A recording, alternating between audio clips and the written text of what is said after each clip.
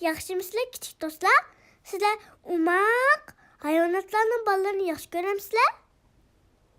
Bugun qandaq umaq hayvonotlar borligini birga ko'rib boqaylikmi? Bu to'xoning bolasi. To'xoning bolasini chuja deymiz. Chuja. Bu toshqanning bolasi. Toshqanning bolasini bo'jan deymiz. Bo'jan. Bu kalining bolasi. Kalining bolasini mo'zay deymiz. Mo'zay.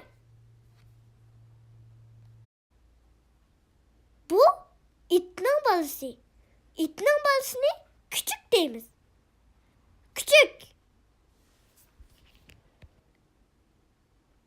Bu mushukning bolasi. Mushukning bolasini aslan deymiz. Aslan. Bu shirning bolasi. Shirning bolasini arslan deymiz. Arslan. Bu qo'yning bolasi. Qo'yning bolasini qo'za deymiz. Qo'za. Bu o'shkining bolasi. O'shkining bolasini o'g'liq deymiz. O'g'laq. Bu atning bolasi. Atning bolasini taychoq deymiz. Taychoq. Bu eshakning bolasi.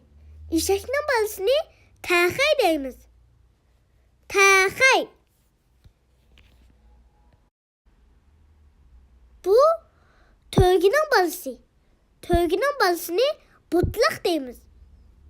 Bo'tliq. Bu kaptanning bolasi. Kaptanning bolasini bochka deymiz. Bochka. Ko'rdinglarmi kichik do'stlar? Bu hayvonotlar rostdan umaq ekan? Undaqda bugun mishal xush yurib turaylik.